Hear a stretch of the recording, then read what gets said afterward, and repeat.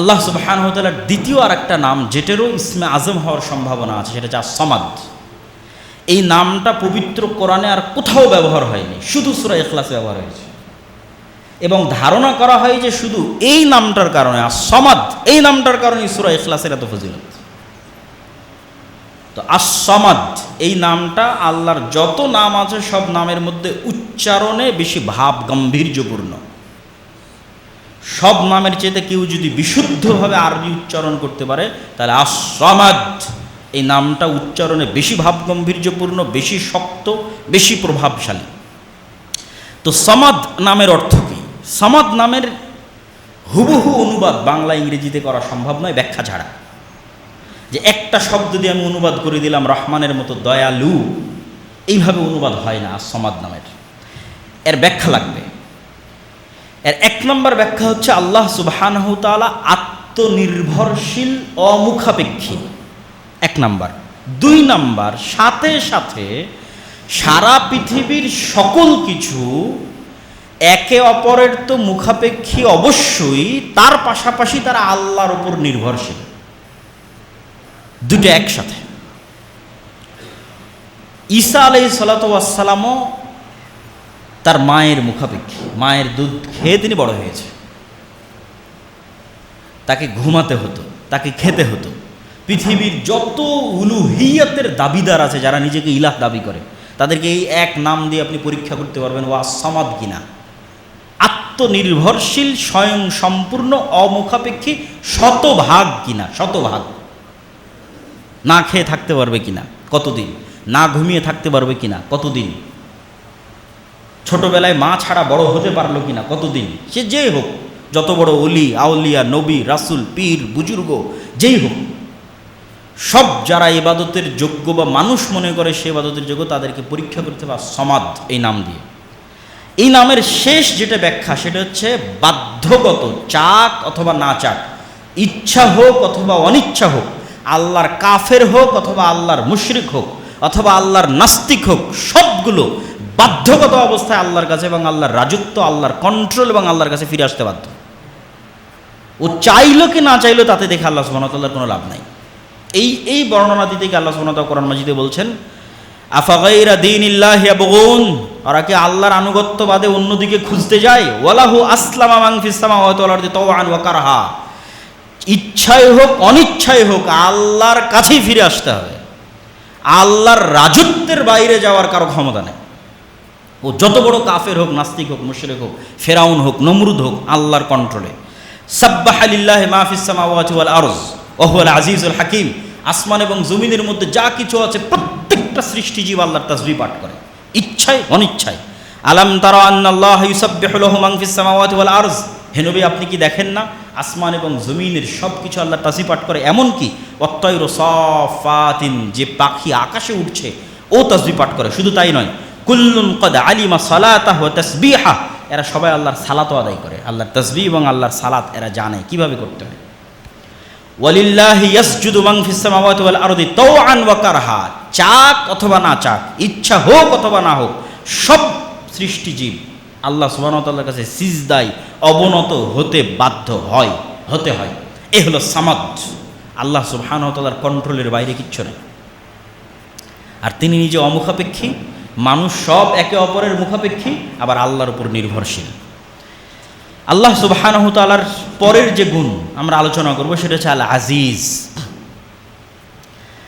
আজিজ মানে মহাপরাক্রমশালী। মহাপরাক্রমশালী বলতে কি বুঝায়? মানুষের ক্ষমতা থাকতে পারে, সাবেক প্রধানমন্ত্রীরও ক্ষমতা ছিল, কিন্তু মহাপরাক্রমশালীর ক্ষমতা কি? কারো ক্ষমতা জবাবদিহিতার বাইরে নয়। ডোনাল্ড ট্রাম্পের ক্ষমতাও জবাবদিহিতার বাইরে নয়। চায়নার প্রেসিডেন্ট শি জিনপিংয়ের ক্ষমতাও জবাবদিহিতার বাইরে নয়। ও কিছু করতে গেলে 10 বার চিন্তা করবে ডোনাল্ড ট্রাম্প কি বলবে, রাশিয়ার প্রেসিডেন্ট ভ্লাদিমির পুতিন কি বলবে। জবাবদিহিতার বাইরে নয়, জবাবদিহিতার আওতায়, প্রশ্নের মুখে।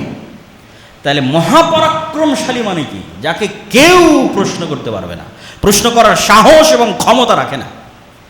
এই অর্থটা হচ্ছে আল আজিজ।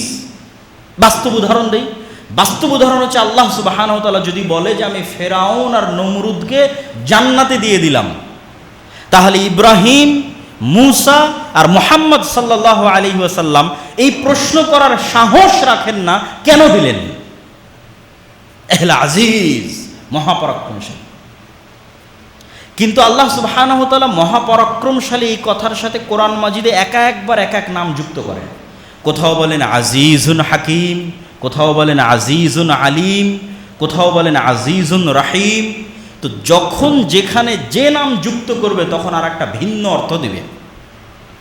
যেমন সূরা শুআরার মধ্যে আল্লাহ সুবহানাহু ওয়া তাআলা নবীদের ঘটনা বর্ণনা করতে গিয়ে মুসাকে কিভাবে বাঁচালেন, ইব্রাহিমকে কিভাবে বাঁচালেন, ইউসুফকে কিভাবে বাঁচালেন, এগুলোর বর্ণনা দিতে গিয়ে বারবার বলেছেন আমি আজিজুন রহিম, মহাপরাক্রমশালী। আর আমার এই মহাপরাক্রম ক্ষমতার বহিঃপ্রকাশ আমার নবীদের উপর দয়ার কারণে ঘটিয়ে থাকি, সবসময় ঘটাই না। ফেরাউনের মতো শাসককে পানিতে ডুবিয়ে দিলাম, রাস্তা তৈরি করে দিলাম মিডিলে, এটা আমার মহাপরাক্রম ক্ষমতার বহিঃপ্রকাশ, কিন্তু সবসময় ঘটাই না। রহিম, মুসার উপর দয়া করে ঘটিয়েছে। আগুনে ইব্রাহিমকে নিক্ষেপ করা হলো, পুড়ল না, আমি আজিজ, আমার ক্ষমতা আছে, কিন্তু সবসময় এই ক্ষমতা দেখাই না। ইব্রাহিমের উপর আমার দয়া আছে, এই জন্য এই ক্ষমতা দেখিয়েছি। আজিজুন রহিম, মহাপরাক্রমশালী, ক্ষমতা তখনই দেখাই যখন দয়া করি। আজিজুন হাকিম, এটা কোথায় বলবে? আজিজুন হাকিম বলবে যখনই শাস্তির কথা বলবে। ফেরাউনের শাস্তি হোক, নমরুদের শাস্তি হোক, আদ সামুদ যত ক্ষমতাধর আছে সব ক্ষমতাধরকে শাস্তি দিতে বলবে আজিজুন হাকিম। শাস্তি দিতে পারি কিন্তু কাউকে অন্যায়ভাবে শাস্তি দেই না। হাকিম, প্রজ্ঞাময়, শাস্তি দিলে ন্যায়পরায়ণভাবে দিই। কেউ অন্যায় করলো না আর ওকে শাস্তি দিয়ে দিলাম, যা ইচ্ছা তা করার ক্ষমতা আমার আছে, কেউ আমাকে প্রশ্ন করতে পারবে না, এ কথা সত্য, কিন্তু শাস্তি দিলে হাকিম, প্রজ্ঞাময়, ন্যায়পরায়ণতার সাথে শাস্তি দিই। এবার আজিজুন আলিম, এটা কখন বলবে? আল্লাহ সুবহানাহু ওয়া তাআলা পবিত্র কোরআন মাজিদে যখনই আসমান জমিন সৃষ্টি রহস্যের বর্ণনা দিয়েছে, প্রত্যেক জায়গায় শেষে বলেছে যালিকা তাকদীরুল আজিজিল আলিম। আসমান বিশাল সৃষ্টি, জমিন বিশাল সৃষ্টি, চন্দ্র সূর্য নক্ষত্র বিশাল সৃষ্টি, এই সব সৃষ্টির ক্ষমতা আমার আছে, আজিজ আলিম। আবার এগুলো কিভাবে কন্ট্রোল করতে হবে, কিভাবে ঠিক রাখতে হবে, কিভাবে রক্ষণাবেক্ষণ করতে হবে, কোথায় কি হচ্ছে সব আমি জানি, আলিম। তো আল্লাহ সুবহানাহু ওয়া তাআলার আজিজ নামের সাথে যখন বিভিন্ন গুণ যুক্ত হবে তখন সেই রিলেটেড অর্থ আমাদের গ্রহণ করতে হবে। আল্লাহ সুবহানাহু ওয়া তাআলার আরেকটা নাম আসসালাম, শান্তি। মানুষের জীবনের সবচেয়ে প্রয়োজন কি? টাকা পয়সা, এসি রুম, ধন দৌলত, বাড়ি গাড়ি সব আছে, কিন্তু জীবনের নিরাপত্তা নাই, সম্মানের নিরাপত্তা নাই, তাহলে কিন্তু এই শান্তির কোনো দাম নাই। তাহলে মানুষের জীবনের এক নম্বর প্রয়োজন হচ্ছে ওর জীবনের নিরাপত্তা, আর টাকা পয়সার নিরাপত্তা, আর সম্মানের নিরাপত্তা। এটা আল্লাহ জানেন যে মানুষের সবচেয়ে প্রয়োজন হচ্ছে স্থিতিশীল শান্তি, আসসালাম। তো সারা পৃথিবীর সকল শান্তির উৎস হচ্ছে আল্লাহ সুবহানাহু ওয়া তাআলার এই নাম। এই জন্য আল্লাহকে সালাম দেওয়া যায় না, আল্লাহ সুবহানাহু ওয়া তাআলাকে সালাম দেওয়া হারাম, আল্লাহকে সালাম দেওয়া যায় না, কেননা সালামের উৎসই আল্লাহ সুবহানাহু ওয়া তাআলা। তাহলে মানুষ মানুষকে সালাম দিবে, এবং আল্লাহ নিজেও তার নবী রাসূলদের উপর সালাম দিতেন, যা কোরআন মাজিদে শুধু নবী রাসূলদের বর্ণনা দিতে গিয়ে আল্লাহ শুধু এই সালাম নামের কথা বলেছেন। সালামুন আলা নূহিন ফিল আলামিন, শান্তি বর্ষিত হোক নূহের উপর। সালামুন আলা ইব্রাহিম, শান্তি বর্ষিত হোক ইব্রাহিমের উপর। সালামুন আলা মূসা ওয়া হারুন, সালামুন কওলাম মির রাব্বির রহিম। এভাবে আল্লাহ সুবহানাহু ওয়া তাআলা নবীদের বিভিন্ন জায়গায় তাদের উপর শান্তি বর্ষণের কথা বলেছেন, তথা নবীদের সম্মানের নিরাপত্তা, নবীদের জীবনের নিরাপত্তা, নবীদের সকল কিছুর নিরাপত্তার দায়িত্ব আল্লাহ সুবহানাহু ওয়া তাআলা নিয়েছে। আমাদের জীবনেও যদি আমরা সবচেয়ে প্রয়োজন কোন জিনিসটা চাই, তাহলে সালাম। তাহলে এই সালামের জন্য আল্লাহ সুবহানাহু ওয়া তাআলার এই গুণের কাছে আমাদের ফিরে আসতে হবে। আল্লাহ সুবহানাহু ওয়া তাআলার একটা নাম হচ্ছে লতিফ, আল্লাহ সূক্ষ্মদর্শী। ইউসুফ আলাইহিস সালাতু ওয়াস সালামকে কুয়ায় নিক্ষেপ করা হলো, ফেরেশতা গিয়ে উদ্ধার করেনি। ইউসুফ আলাইহিস সালাতু ওয়াস সালামকে মিথ্যা অপবাদ দেওয়া হলো, জিবরাইল এসে বলল না যে ইউসুফ সত্যবাদী, না। ইউসুফ আলাইহিস সালাতু ওয়াস সালামকে জেলখানায় বন্দি করা হলো, ফেরেশতা এসে দেওয়াল ভাঙে ইউসুফকে বের করলো না। তাহলে আল্লাহ কোনো কিছু হুমজিক্যালি হঠাৎ করে ঘটান না, লতিফ, খুবই সূক্ষ্ম প্ল্যান আল্লাহ সুবহানাহু ওয়া তাআলার। মানুষ এই জন্য এখন মনে করবে এটা আমার জন্য অকল্যাণকর, কিন্তু আল্লাহ জানে এর পিছনে কি কল্যাণ আছে। তাৎক্ষণিক দৃষ্টিতে ইউসুফের কুয়ায় নিক্ষেপ হওয়া অকল্যাণকর, কষ্টদায়ক। তাৎক্ষণিক দৃষ্টিতে ইউসুফের উপর অপবাদ অকল্যাণকর, 7 বছরের জেল খাটা অকল্যাণকর, কিন্তু আল্লাহ জানেন এই প্রত্যেকটা ধীরে ধীরে কেটে যাবার, আমি এভাবে ইউসুফকে রাজত্ব দান করব মিশরের। এই জন্য এই আয়াত যখন কোরআনে ইউসুফ আলাইহিস সালামের ঘটনা বর্ণনা করা হয়েছে, তখনও ইউসুফ আলাইহিস সালাম যখন ছোটোবেলায় স্বপ্নে দেখলেন যে ইন্নী রাআইতু আহাদা আশারা কাওকাবা, হে আল্লাহ আমি দেখছি, হে আমার পিতা আমি দেখছি 11টা তারকা আমাকে সিজদা করছে। এবার দীর্ঘ 30-40 বছরের ঘটনার পর যখন ইয়াকুব আলাইহিস সালাম তার সন্তানদের সহ মিশরে ফিরে গেলেন, যখন ইউসুফ আলাইহিস সালাম রাজা, তখন তারা তাকে সম্মানের সিজদা করলেন। তো এই সম্মানের সিজদার বর্ণনা করতে গিয়ে এবার ইউসুফ আলাইহিস সালাম বলছে কোরআনের বর্ণনা, ইয়া আবাতি হাযা তা'বীলুর রুইয়া, হ্যাঁ আমার পিতা, এটাই ওই যে ছোটোবেলা আমি স্বপ্ন দেখেছিলাম 11টা তারকা আমাকে সিজদা করবে, ওই স্বপ্নের তাবির। ইন্না রব্বি লাতিফুল লিমা ইয়াশা, আল্লাহ যদি কিছু করতে চান হুট করে করেন না, অত্যন্ত সূক্ষ্মভাবে করেন, মানুষ বুঝতেই পারবে না কিভাবে ঘটবে। এই 11 জনের সিজদা দিতে কত ঘটনা আছে, এতগুলো ঘটনা পার হয়ে গিয়ে 11 জন সিজদা দিল। তো মুসা আলাইহিস সালামকে বাঁচাতে হবে, মুসা আলাইহিস সালামকে মানুষ করতে হবে, আল্লাহর প্ল্যান সূক্ষ্ম। যে তার সবচেয়ে বড় শত্রু, তার ঘরে তিনি লালন পালন করলেন। মুহাম্মদ সাল্লাল্লাহু আলাইহি ওয়াসাল্লাম যখন শিয়াবে আবি তালেবে তথা গৃহবন্দী অবস্থায়, কুরাইশরা গৃহবন্দী করে রেখেছে বানু হাশেম এবং বানু মুত্তালিব গোত্রকে, কোনো খাবার নাই, 3 বছর যাবৎ গৃহবন্দী। এই 3 বছরে আস্তে আস্তে ঘুনে পোকা ওই গৃহবন্দির ঘোষণা যেটা কাবা ঘরে লাগানো ছিল ওটা খেতে থেকেছে 3 বছরে খেয়ে শেষ করে দিয়েছে, এরা কেউ খুলে দেখেনি। এবার মোহাম্মদ সাল্লাল্লাহু আলাইহি ওয়াসাল্লাম তার চাচা আবু তালেবকে বলছে, চাচা কাবা ঘরে যে চুক্তিপত্র লেখা আছে আমাদের গৃহবন্দির, ওটা ঘুনে পোকা খেয়ে শেষ করে দিয়েছে, অন্ত নাই, ওখানে যাওয়ারই সুযোগ নাই, বন্দি অবস্থায় আছে। তখন আবু তালেব আবু জহেলদেরকে ডাক দিয়ে বলছে, আমার ভাতিজা সত্য বলে, আমার ভাতিজা বলেছে কাবা ঘরে তোমরা যে চুক্তিপত্র লিখে রেখেছো গৃহবন্দির, ওটা উই পোকা খেয়ে শেষ করে দিয়েছে। যদি আমার ভাতিজার কথা সত্য হয় গৃহবন্দী মুক্ত করে দিতে হবে, আর যদি আমার ভাতিজার কথা মিথ্যা হয় তাহলে মোহাম্মদ সাল্লাল্লাহু আলাইহি ওয়াসাল্লামকে তোমরা যা করতে চাও করতে পারো, আমার কোনো আপত্তি নেই। খুলে দেখা গেল কাবা ঘর থেকে পাতা খুলে দেখা গেলো, হ্যাঁ আসলে ঘুই পোকা খেয়ে শেষ করে দিয়েছে। তো মোহাম্মদ সাল্লাল্লাহু আলাইহি ওয়াসাল্লামের মতো শ্রেষ্ঠ নবীকে গৃহবন্দী থেকে মুক্ত করতে হবে, তো আল্লাহর প্ল্যান কত সূক্ষ্ম, যেই পর্যন্ত মানুষের চিন্তা সত্যিও যেতে পারে না।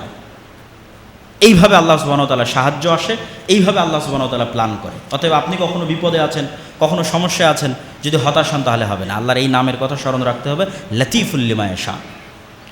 আল্লাহ সুবহানাহু ওয়া তাআলা হালিম এবং সবুর, ধৈর্যশীল। কেন ধৈর্য ধারণ করেন, কি কারণ?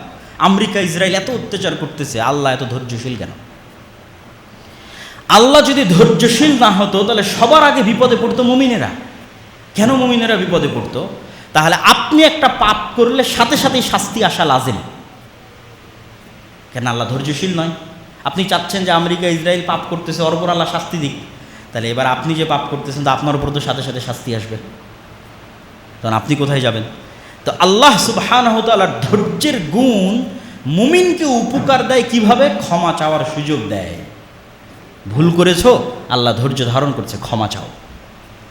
আর কাফের মুশরিককে বিপদে ফেলে কিভাবে? ও তো মনে করছে আরে আমি তো এত অন্যায় করি, কই কেউ তো আমাকে ধরে না, তখন আরও অন্যায় করে, ধোঁকা। কিন্তু যখন আল্লাহ সুবহানাহু ওয়া তাআলা ধরবেন তখন ইন্না বাতশা রাব্বিকা লাশাদীদ, খুব শক্তভাবে ধরবেন। তাহলে আল্লাহ সুবহানাহু ওয়া তাআলার ধৈর্য আছে মানে আল্লাহ ছেড়ে দিচ্ছেন এটা কখনোই নয়, কিন্তু এর মধ্যে মুমিনদের উপকার আছে। এই জন্য রাসূল সাল্লাল্লাহু আলাইহি ওয়াসাল্লাম একটা হাদিসে বলছেন, লাইসা আহাদুন আসবারা আলা আযান সামিআহু মিনাল্লাহ, আল্লাহ সুবহানাহু ওয়া তাআলার চাইতে আসমান এবং জমিনের মধ্যে কেউ ধৈর্যশীল নাই। ওয়ালাউ ইউআখিযুল্লাহুন নাসা বিজুলমিহিম, যদি আল্লাহ মানুষকে শাস্তি দিতে চাইতো মানুষের পাপের কারণে, সাথে সাথে মা তারাকা আলাইহা মিন দাব্বা, তাহলে পৃথিবীতে একটা প্রাণীও বেঁচে থাকতো না। তো সবার আগে আমরাই বিপদের মুখোমুখি হতাম। তাহলে আল্লাহ সুবহানাহু ওয়া তাআলার ধৈর্যের গুণ থাকাতে মুমিনদের লাভ আছে, আর কাফেরদের ক্ষতি কোথায়? এই জন্য ধৈর্যের গুণ সর্বশ্রেষ্ঠ। 5 জন নবী সকল নবীর উপর শ্রেষ্ঠত্বের আসনে গেছে শুধু একটা গুণে শ্রেষ্ঠ হওয়ার কারণে, সেটা ধৈর্য। 5 জন নবী, নূহ, ইব্রাহিম, মূসা, ঈসা, মুহাম্মদ সাল্লাল্লাহু আলাইহি ওয়াসাল্লাম, এই 5 জন নবী আর বাকি নবীকে অতিক্রম করে সর্বশ্রেষ্ঠ হয়েছে, কেননা তারা একটা গুণে আর অন্য সকল নবীকে পার করে গেছে, সেটা হচ্ছে ধৈর্যের গুণ। এই জন্য আল্লাহ কোরআনে আদেশ দিয়ে বলছে, ফাসবির কামা সাবারা উলুল আজমি মিনার রসুল, ধৈর্য ধারণ করেন দৃঢ় সংকল্পবদ্ধ ধৈর্য ধারণকারী রাসূলদের মতো। ধৈর্যের গুণ অতি মহৎ। আল্লাহ কোরআন মাজিদে সালাতের সাথে ধৈর্যকে যুক্ত করেছেন, তাকওয়ার সাথে, কৃতজ্ঞতার সাথে, সৎকর্মের সাথে। এমন কিছু নয় যার সাথে আল্লাহ সুবহানাহু ওয়া তাআলা যুক্ত করেননি। বিস্তারিত জুমার খুতবায় বলার সুযোগ পাচ্ছি না। ধৈর্য কয় জায়গায় বহিঃপ্রকাশ ঘটবে? 3 জায়গায়। সৎ আমলে ধৈর্য ধারণ, পাপ থেকে বিরত থাকতে ধৈর্য ধারণ, বিপদে আপদে ধৈর্য ধারণ। সৎ আমলে ধৈর্য কি? চিন্তা করলাম যে আজ থেকে 5 ওয়াক্ত সালাত আদায় করব, 2 দিন করে আর নাই, তাহলে কি নাই? ধৈর্য নাই। চিন্তা করলাম আজ থেকে প্রতিদিন কোরআন তেলাওয়াত করব, 2 দিন কোরআন তেলাওয়াত করে আর নাই, তাহলে কি নাই? ধৈর্য নাই। তাহলে সৎ আমল করতে সবচেয়ে জরুরি কি লাগে? ধৈর্য। পাপ থেকে বিরত থাকতে ধৈর্য। চিন্তা করলাম আর অশ্লীল দৃশ্য দেখব না, 2 দিন থামার পর আবার দেখলাম, ধৈর্য নাই। অন্তরের উপর কন্ট্রোল নাই। হারাম খাবো না, 2 দিন থামার পর খেলাম। সিগারেট খাবো না, 10 দিন থামার পর খাওয়া শুরু করে দিলাম, কি নাই? ধৈর্য নাই। তাহলে মানুষের সবচেয়ে প্রয়োজনীয় গুণ হচ্ছে ধৈর্য। আর সর্বশ্রেষ্ঠ হচ্ছে বিপদে আপদে ধৈর্য। বিপদে আপদে ধৈর্যের ক্ষেত্রে অসংখ্য ফজিলতের হাদিস আছে, সেগুলো বলার মতো এখানে সময় করতে পারছি না, কারণ আরও 2-1টা গুণ আল্লাহ সুবহানাহু ওয়া তাআলার বলবো। তবে এতটুকু মনে রাখেন, মুহাম্মদ সাল্লাল্লাহু আলাইহি সাল্লামের চাইতে বেশি বিপদ আপদের মুখোমুখি আপনি হননি। একই সাথে আপনার বাপও মারা গেছে ছোটোবেলায়, আপনার মাও মারা গেছে ছোটোবেলায়, আপনার জীবদ্দশায় আপনার বউও মারা গেছে, আপনার জীবদ্দশায় আপনার সব ছেলে মেয়ে মারা গেছে, একটা মেয়ে বাদে। এই ঘটনা পৃথিবীর কারোর সাথে ঘটেনি। হয়তো আপনার বাপ মারা গেছে কিন্তু বাকিরা আছে, হয়তো আপনার বউ মারা গেছে কিন্তু ছেলে মেয়ে আছে, বাপ আছে। কিন্তু একই সাথে একজন ব্যক্তির সাথে এই ঘটনা ঘটবে, ছোটোবেলায় বাপ মারা গেছে, তারপরে মা মারা গেছে, স্ত্রী মারা গেছে জীবদ্দশায়, বড় বড় মেয়ে, বিবাহিত মেয়েকে নিজের হাতে কবরে দাফন করে দিয়ে এসেছে। রোকাইয়া, উম্মে কুলসুম, জাইনাব, একজন সন্তান মাত্র বেঁচে ছিল, ফাতেমা।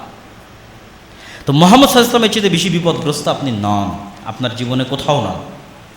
আর আল্লাহ সুবহানাহু ওয়া তাআলার দয়া বিপদ দিয়ে বোঝা যায় না। আল্লাহর নবী বললেন, আল্লাহ যাকে সবচেয়ে বেশি ভালোবাসে ওকে বেশি পরীক্ষা করে। তাহলে কি দিয়ে বুঝবেন আল্লাহ আপনার উপর দয়া করছে কিনা? আপনি 5 ওয়াক্ত সালাত আদায় করতে পারেন?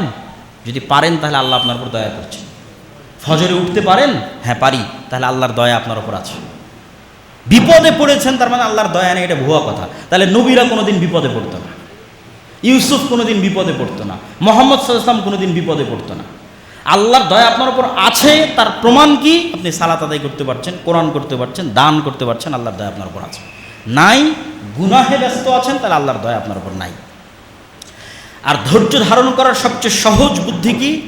ইন্না লিল্লাহি ওয়া ইন্না ইলাইহি রাজিউন। এই একটা বাক্যই ধৈর্য ধারণ করার জন্য যথেষ্ট। কেন যথেষ্ট? ইন্না লিল্লাহ, আমি আমার নিজের মালিক নই। আমার এই হাত, আমার পা, আমার জীবন, আমার চুল, এগুলো একটা আমার কথা শোনে না। শোনে নাকি?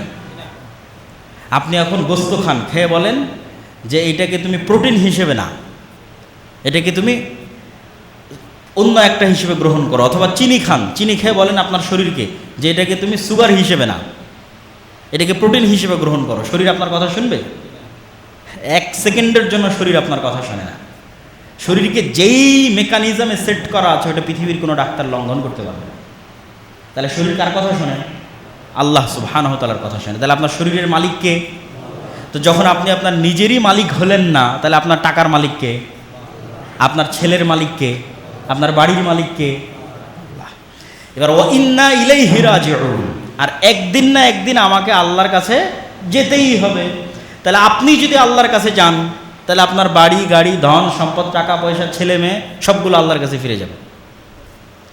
তাহলে এখন ইনস্ট্যান্ট আপনি চিন্তা করেন আপনার 50,000 টাকা হারিয়ে গেছে, তা আপনি কি চিন্তা করবেন? না, আরে আমি তো আমার মালিক না। আল্লাহ চাইলে দেখুন আমাকেই নিয়ে যেতে পারতো। 50,000 টাকা আর কি, ওটার মালিক তো আমি ছিলাম না। মনে করেন আপনার ছেলে মারা গেছে, তো ইন্না লিল্লাহ, আরে আমি তো আমার নিজের মালিক না, চাইলে তো এখন আল্লাহ আমাকেই নিয়ে যেতে পারতো। আমার ছেলের মালিক কেমনি? আমার ছেলেকে আল্লাহ নিয়ে চলে গেছে। ওয়া ইন্না ইলাইহি রাজিউন। আচ্ছা, আজকে যাইনি, কাল তো যেতে হবে। আজ বেঁচে গেছি কিন্তু কাল তো যেতে হবে। এই একটা বাক্য ধৈর্য ধারণের জন্য যথেষ্ট। আল্লাহ সুবহানাহু ওয়া তাআলার একটা গুণ হচ্ছে শাকুর, আল্লাহ শুকরিয়া আদায়কারী। আল্লাহর শুকরিয়া আদায়ের কি দরকার? এটা একটা ব্যতিক্রম গুণ। আপনি মানুষের উপকার করবেন, শুকরিয়া আদায় করবে আল্লাহ। মনে করেন আপনি টাকা দিয়ে কাউকে হেল্প করলেন, ওই টাকাটা আপনাকে কে দিয়েছে? আল্লাহ দিয়েছে। টাকাটা কি আপনি আল্লাহকে দিলেন না আর এক মানুষকে দিলেন? আর এক মানুষকে দিলেন, কিন্তু শুকরিয়া কে আদায় করবে? টাকাও দিল আল্লাহ, ওই টাকাটা আল্লাহ নিজে নিল না, কিন্তু উনি শুকরিয়া আদায় করবে। এই জন্য মানুষকে উপকার করে মানুষের শুকরিয়া চায়েন না, মানুষের কৃতজ্ঞতা চায়েন না। কৃতজ্ঞতা কে স্বীকার করবে? আল্লাহ। একটা পতিতালয়ের মহিলা একটা কুকুরকে পানি পান করিয়েছে, তো হিসাবে কৃতজ্ঞতা আদায় করা উচিত কুকুরের।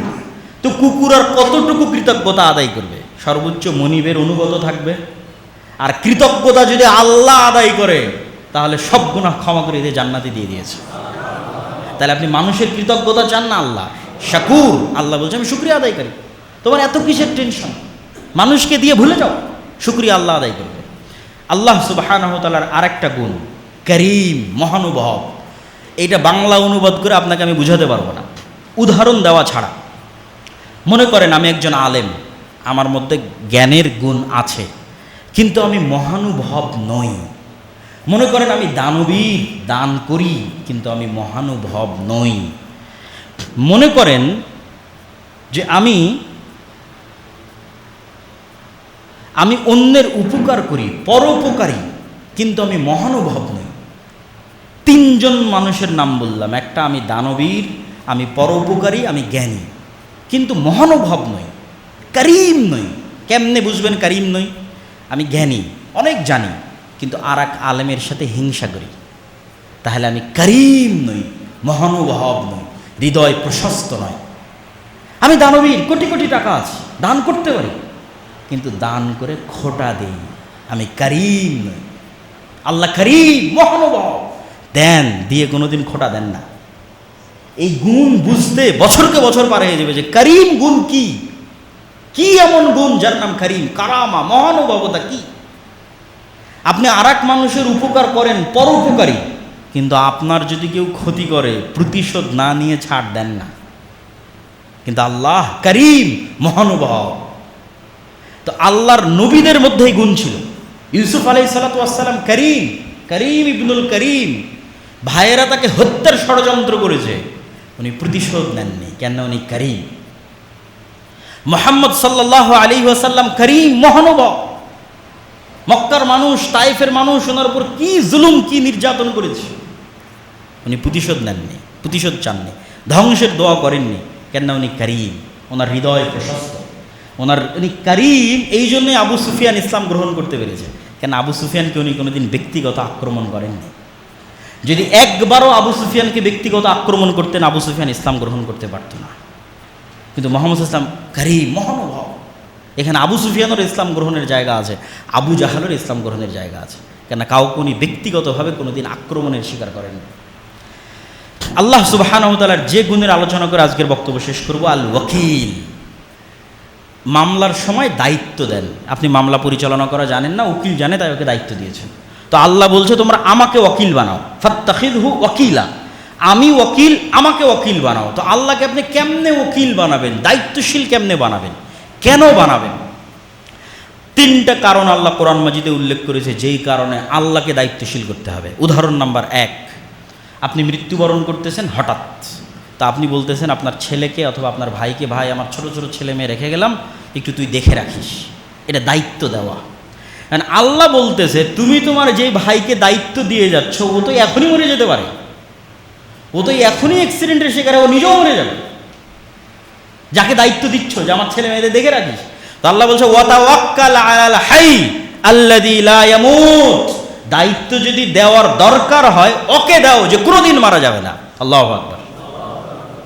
আলাল হাই, আল্লাহকে দায়িত্ব দাও, যে আল্লাহ আমার ছেলে মেয়ে অসহায়, অসুস্থ, দুর্বল রেখে গেলাম, তুমি দেখি। যাকে দায়িত্ব দেবে না তো মরে যাবে। 1 নম্বর কারণ কেন আল্লাহকে দায়িত্ব দিতে হবে। 2 নম্বর কারণ, মনে করেন বাংলাদেশের সকল ক্ষমতার মালিক আপনি, প্রধানমন্ত্রী, আপনারও কেন আল্লাহকে দায়িত্ব দেওয়ার প্রয়োজন হতে পারে। আপনি যদি আমেরিকা যান, ইউরোপ যান, বাংলাদেশের সরকারের উচ্চ পর্যায়ে আপনার যোগাযোগ আছে, কিন্তু আমেরিকাতে রাস্তার কুকুরের সমান মর্যাদা নেই। মানে বাংলাদেশে কোনো সমস্যা হলে আপনি ট্যাকেল দিতে পারবেন, কিন্তু আমেরিকায় পারবেন না। এবার আল্লাহ সুবহানাহু ওয়া তাআলা বলছে রব্বুল মাশরিক ওয়াল মাগরিব লা ইলাহা ইল্লাহু ফাত্তাখিযহু ওয়াকিলা। পৃথিবীর সবই যেহেতু আল্লাহ সুবহানাহু ওয়া তাআলার কন্ট্রোলে, আমেরিকায় থাকো আর বাংলাদেশে থাকো, আল্লাহর রাজত্বের বাইরে নয়, তাহলে দায়িত্ব আগে কাকে দাও? আল্লাহকে। উনি সমানভাবে তোমাকে বাংলাদেশে যতটুকু সহযোগিতা করতে পারবে, আমেরিকার মাটিতেও অতটুকুই সহযোগিতা করার একমাত্র ক্ষমতাধর আল্লাহ। তাহলে সমানভাবে কাকে দায়িত্ব? আল্লাহকে। ওয়ালিল্লাহি মা ফিস সামাওয়াতি ওয়া মা ফিল আরদ ওয়া কাফা বিল্লাহি ওয়াকিলা, দায়িত্বশীল হিসেবে আল্লাহ যথেষ্ট। 3 নাম্বার, মনে করেন যে আপনি এখন আমেরিকারই প্রেসিডেন্ট, মানে শক্তির দিক থেকে বিবেচনা করে বলতেছে আর কি, 3 নাম্বার উদাহরণ দেওয়ার জন্য। এখন আপনি যদি কোনো মরুভূমিতে থাকেন, কোনো সমুদ্রের জাহাজে থাকেন, আকাশে উড়োজাহাজের উপরে থাকেন, এবং কোথাও কোনো ত্রুটি দেখা দেয়, মোবাইলে চার্জ না থাকে, নেটওয়ার্ক না থাকে, ওয়াইফাই না থাকে, কোথায় যোগাযোগ করবেন আর কোথায় ফোন দেবেন? কে শুনবে আপনার কথা? কে বাঁচাবে আপনাকে? আল্লাহ বলছেন ওয়া তাওয়াক্কাল আলাল্লাহ ইন্নাহু হুয়াস সামিউল আলিম। মরুভূমিতে থাকো আর আমাজন জঙ্গলে থাকো আর সমুদ্রের অতল গহ্বরে থাকো আর উড়োজাহাজে থাকো, সব জায়গায় আল্লাহর সাথে যোগাযোগ করার জন্য মোবাইল নেটওয়ার্ক কিচ্ছু লাগবে না। সামিউল আলিম, সর্বাবস্থায় তিনি শুনেন এবং দেখেন। অতএব সবার আগে যদি দায়িত্ব দেওয়ার দরকার হয়, কাকে দায়িত্ব দাও? আল্লাহকে দায়িত্ব দাও। এই জন্য আল্লাহ আল ওয়াকিল, দায়িত্ব পালনে সবচেয়ে ক্ষমতাশীল। আল্লাহ সুবহানাহু ওয়া তাআলার আরও গুণ আছে, আজকে এই কয়েকটা গুণের আমরা আলোচনা করলাম।